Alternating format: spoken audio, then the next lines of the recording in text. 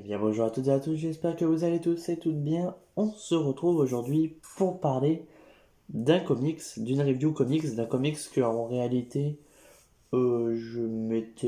j'avais pas eu l'idée de l'acheter.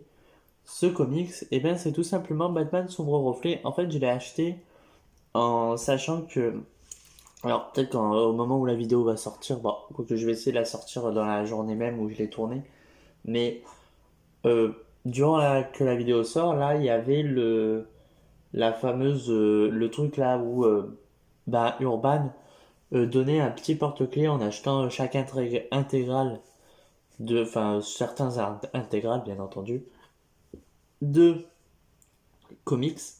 Il y avait du Harley Quinn, mais je n'ai toujours pas envie d'acheter du Harley Quinn en fait. Tout simplement parce que c'est un personnage qui m'intéresse pas. Et il y avait le Batman Sombre Reflet.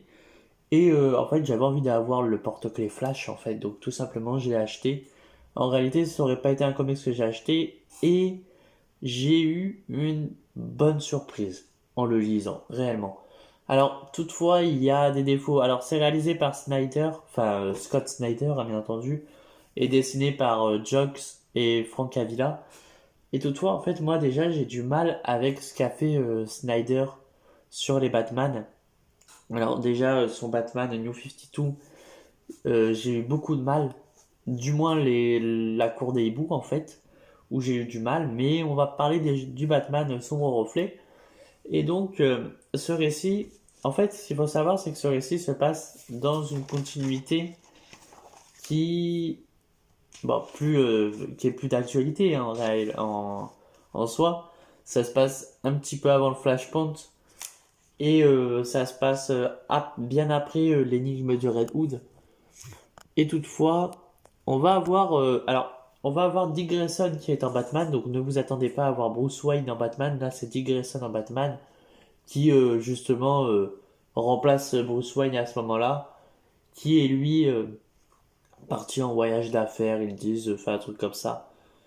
Et on va avoir, alors au départ, en fait, on risque d'être perdu au tout départ du comics, dans le sens où on va te parler, voilà, d'une organisation à Gotham qui fait des galas de charité clandestins, qui vend des objets voilà, qui proviennent de criminels, etc.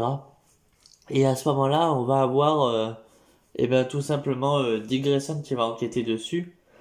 Et c'est alors que tout un cheminement va se créer où on va avoir... Et là, euh, en fait, on va pas avoir le moment où on va. Alors, ça se passe aussi quand Barbara Gordon est paraplégique, bien entendu.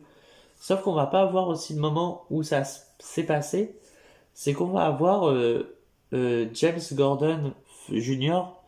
qui va revenir d'un hôpital psychiatrique. Enfin, il avait disparu. Et ce dernier, en fait, est anciennement un criminel. Et toutefois, on ne dit pas où c'est que ça on peut y retrouver. Alors, je pense pas qu'on te le dise, mais toutefois, voilà, on dit que c'est un criminel, un ancien criminel. Et à ce moment-là, on va te faire comprendre que il a changé, etc. Ce qui peut être possible. Toutefois, on va avoir plusieurs meurtres qui vont se passer à ce moment-là. Et je trouve qu'à certains moments, c'est trop rushé, voire des fois, c'est pas assez rushé. En fait, on va avoir Sonia Azuko qui est dans ce comics qui va avoir, voilà, en fait, le fait que, voilà, il y ait encore une Zuko, que Dick Grayson n'ait pas confiance en elle, pense que, voilà, c'est elle qui a trafiqué la banque, enfin, sa banque à elle. Enfin, voilà, des trucs un peu, en fait, c'est un peu, enfin, je sais pas comment dire, mais il y a des moments où ça part bien, où, voilà, en fait, toute l'histoire avec le fils de Gordon, ben, je trouve que c'est très bien réalisé, franchement. Mais après, j'ai plus l'impression que toute l'histoire qui entoure Dick Grayson, donc le fait avec les Zuko, Requin Tigre, un ennemi que je sais plus mais qui n'a pas de jambes, voilà, je trouve que c'est moins bien réalisé parce qu'en fait on te fait l'enquête dessus, mais toutefois on t'en dit pas beaucoup dessus. Voilà, en fait, ça va être directement, on repart sur une autre chose et voilà. Et je trouve que ça aurait mieux fait d'avoir un peu plus d'enquête dessus parce que, en fait, tout simplement, on te fait comprendre que Sonia, je l'appelle Sonia, c'est Sonia Zuko, euh, est la fille de Tony Zuko, mais toutefois, elle veut pas se faire appeler Zuko, elle veut se faire appeler je ne sais plus comment, enfin bref. Et à ce moment-là, elle, euh, elle fait croire que, enfin, c'est pas elle fait croire, c'est elle détient une banque et dans sa banque, à ce moment-là, tu as, eh ben, tout simplement, comment ça s'appelle? Un orc qui a surgi de nulle part. Et à ce moment-là, on te fait comprendre que cet orc a été élevé, etc., etc. Et une femme va sortir de l'orc à un moment donné quand Dick Grayson va enquêter dessus. Et cette femme est la meilleure amie de Sonia Zuko. Et c'est alors que il va enquêter, il va tomber sur plusieurs ennemis. Et à la fin de son enquête, en fait, il va dire comme à Sonia Zuko comme quoi elle est complice parce que ben, les caméras de surveillance de la banque, il y avait que elle qui pouvait les avoir et puis il se barre. Et ça, j'ai trouvé que c'était un peu trop rushé à mon goût. J'aurais voulu en savoir plus. J'évite de vous spoiler un peu parce que franchement, c'est un comics à lire hein, quand même. J'en dis un peu de mal, mais franchement, il y a des trucs bien, genre le dessin de Jock, je le trouve super. J'avais beaucoup aimé son dessin sur Batman One Dark Knight et sur justement le Green Arrow année 1. Et franchement, avec quand même Frank Avila, je connaissais pas, j'ai sûrement lu des comics dessinés par Frank Avila, bien entendu, mais toutefois, je connaissais pas réellement. Enfin voilà, je savais même pas qui il était. Franchement, ses dessins sont super. Et Snyder, j'ai beaucoup de mal avec ce qu'il écrit. Et alors, j'irai lire aussi d'autres comics de Scott Snyder, bien entendu. Faudrait qu'un jour je me procure peut-être le tome 8 et 9 de Batman, sauf que je l'ai toujours pas fait. Ça attendra peut-être le prochain Batman Day, hein, je pense. Enfin bref. Mais toutefois, j'aurais beaucoup aimé avoir un peu plus, ben voilà, d'enquête. On a cette enquête, on apprend comme quoi, voilà, enfin, qu'il se passe quelque chose avec la famille Gordon et que ça va les hanter, voilà, ça les hante parce que bah voilà, vu que c'est en fait ça c'est aussi encore flou, je trouve dans ce comic, c'est qu'on dit comme quoi on va l'appeler James Gordon Jr. Euh, il a tué une fille, la meilleure amie de Barbara Gordon quand il était plus petit. Toutefois, ça en devient très flou au moment où il dit que c'est pas lui et que James Gordon va le croire. Et à ce moment-là, t'as tout ce côté où bah on y passe un peu. Et j'aurais aimé qu'on sache à la fin si c'était vraiment lui le tueur. Ça, tu vois, c'est un truc.